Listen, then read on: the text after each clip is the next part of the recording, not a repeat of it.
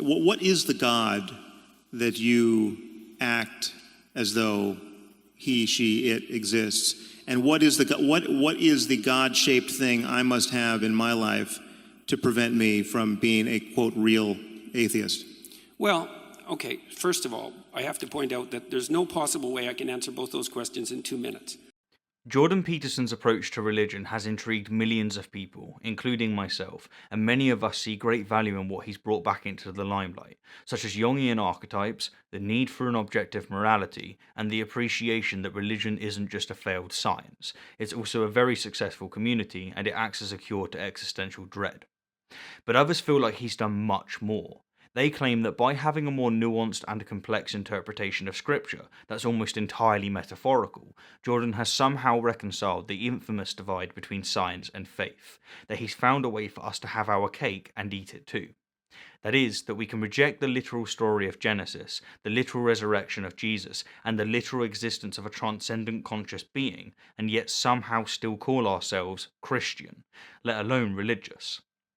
Now, in previous videos, I've made quite clear that I think this is little more than sophistry. It's a semantic trick, and I think that Jordan's doing it, understandably so, to save what he perceives as the baby in the bathwater, or his father from the belly of the beast, that being an objective morality. But while I see the need for an objective morality, I think that Jordan's approach is counterproductive, and that his manipulation of religious language is disingenuous at best. Anyhow, I've already addressed his definition of truth, religion, and Christian, and now I want to address his definition of God. On the 23rd of June, in a debate with Sam Harris, Jordan explained exactly what he means by God, and if I'm honest, it gives New Agers a run for their money in terms of vagueness and vapidity. I mean, nuance and complexity. This is Jordan Peterson's God, Debunked.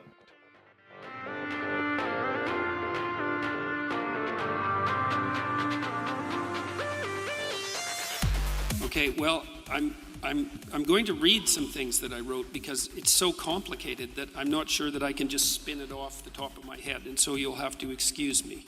So, and what I'm going to do is sort of paint a picture by highlighting different things. So now I already made one point here.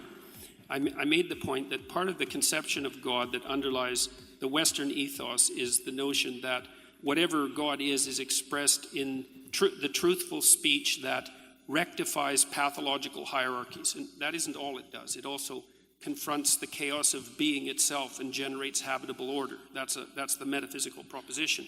And that's best conceptualized as at least one element of God. And so I would think about it as a transcendent reality that's only observable across the longest of time frames, the longest of iterated time frames, to your point. So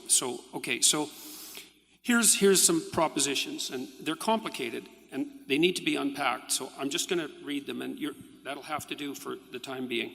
So God is how we imaginatively and collectively represent the existence and action of consciousness across time, as the most real aspects of existence manifest themselves across the longest of time frames, but are not necessarily apprehensible as objects in the here and now.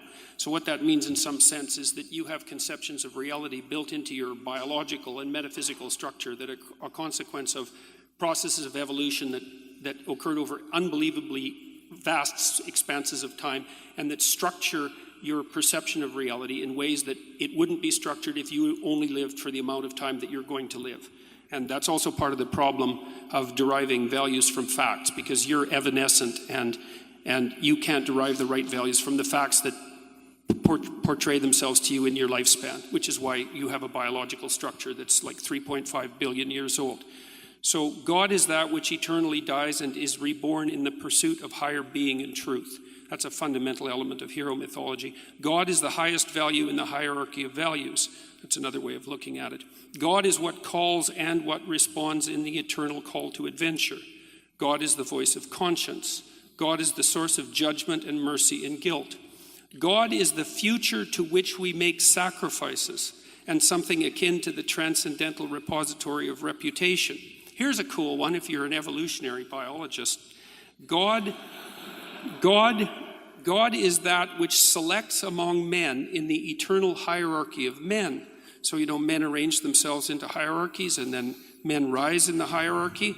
And there's principles that are important that determine the probability of their rise, and those principles aren't tyrannical power. They're something like the ability to articulate truth and the ability to be competent and the ability to make appropriate moral judgments. And if you can do that in a given situation, then all the other men will vote you up the hierarchy, so to speak, and that will radically increase your reproductive fitness. And the operation of that process across long expanses of time looks to me like it's codified in something like the notion of God the Father. It's also the same thing that makes men attractive to women, because women peel off the top of the male hierarchy, and the question is, what should be at the top of the hierarchy? And the answer right now is tyranny as part of the patriarchy, but the real answer is something more like the ability to use truthful speech in the service of, let's say, well-being. And so that's something that operates across tremendous expanses of time, and it plays a role in the selection for survival itself, which makes it a fundamental reality. Jordan, can I just cut in here with one question? I'll stop with that for now. So there's Jordan's definitions of God. In a nutshell, he stuck the word God onto several things, that being good, existence and consciousness, evolution and action. Indeed, he's not asserted that these things are evidence for God, he's asserted that they are God.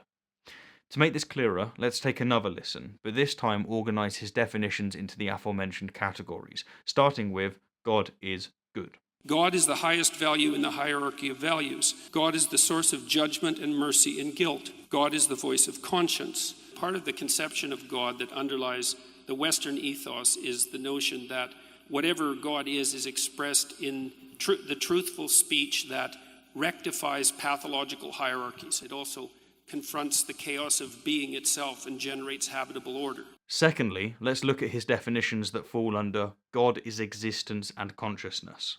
God is how we imaginatively and collectively represent the existence and action of consciousness across time. God is that which eternally dies and is reborn in the pursuit of higher being and truth. Thirdly, let's look at his definitions that come under God is evolution. God is that which selects among men in the eternal hierarchy of men. You have conceptions of reality built into your biological and metaphysical structure that are a consequence of processes of evolution that occurred over unbelievably vast expanses of time and that structure your perception of reality in ways that it wouldn't be structured if you only lived for the amount of time that you're going to live. It's also the same thing that makes men attractive to women, because women peel off the top of the male hierarchy, something that operates across tremendous expanses of time, and it plays a role in the selection for survival itself, which makes it a fundamental reality. And finally, let's look at his definitions that come under God is action. God is what calls and what responds in the eternal call to adventure. God is the future to which we make sacrifices. Okay, so looking at these definitions, you might notice that they have one thing in common. They're not God.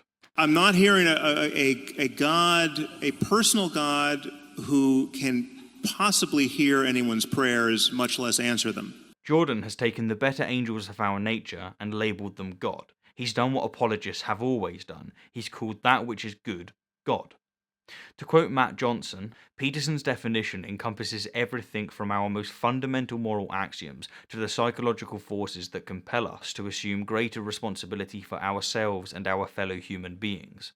In other words, his idea of God is too vague and expansive to be useful.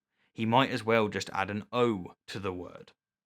But what's the problem, some of you might be wondering? What's wrong with Jordan redefining a God from a conscious being that literally created the universe to the future to which we make sacrifices? Well, on a technical level, nothing. There's nothing wrong with him doing this. But on a sincere level, there's everything wrong. It's a semantic trick. Or as Sam put it, You could do the same thing with the idea of ghosts, right? So people traditionally have believed in ghosts. It's an archetype, you might say, the ghost. Survival of death is certainly an archetype. And we know what most people most of the time mean when they say they believe in ghosts. And I say, I don't believe in ghosts. And you say, no, you do believe in ghosts. Ghosts are your relationship to the unseen. That's a ghost. So you have a new definition of ghost that you're putting in the place provided, which I have to say, well, of course I have a relationship to the unseen, so yeah, I guess I do believe in ghosts. You know, you win that argument. But that simply isn't what most people mean by a ghost. To approach this from another angle, I, like most of you, am genuinely 100% interested in the truth. If there's a God, I want to know about it, and that's why I spend an almost unjustifiable amount of my time discussing with believers their various arguments and supposed evidence for their religion. And so when someone like Jordan comes along and not only asserts that Christianity is true, but that I'm a Christian, You're Christian, Judeo-Christian, let's say, to the core. he's got my attention. But when it turns out that after months of vague rhetoric, countless word salads, and incessant evasion, that all he's done is redefine every damn word of importance in order to make his position coherent, I find this incredibly disingenuous. If it's true enough so that if you act it out or hold it, that increases your chances of survival and reproduction over long spans of time, that's true. Everything you act out is predicated on your implicit axioms. And the system of implicit axioms that you hold as primary is your religious belief system. It doesn't matter whether you're an atheist or not. God is that which selects among men in the eternal hierarchy of men. I've said this before and I'll say it again. Jordan is no doubt a very intelligent and insightful man, but when it comes to philosophy and religion, he's abysmal. Before wrapping up, let's go back to the comparison between Jordan's God and the God of New Age. When I first called Jordan the Deepak Chopra of Christianity, I got a lot of backlash, but I still maintain my words. Jordan's God is as vague and vapid as Deepak's, and here's a compilation to demonstrate it. God is the mystery of our origin, and therefore God is our highest instinct. God is the highest value in the hierarchy of values. We are a drop in the ocean of consciousness that we call God. God is how we imaginatively and collectively represent the existence and action of consciousness across time. Divine intelligence that permeates every aspect of the cosmos, the whole universe. God is that which eternally dies and is reborn in the pursuit of higher being and truth. Anyhow, I'm Stephen Woodford, and as always, thank you kindly for the view, and an extra special thank you to my wonderful patrons and those of you who have supported the channel via PayPal and merchandise. Until next time, my fellow apes, until next time.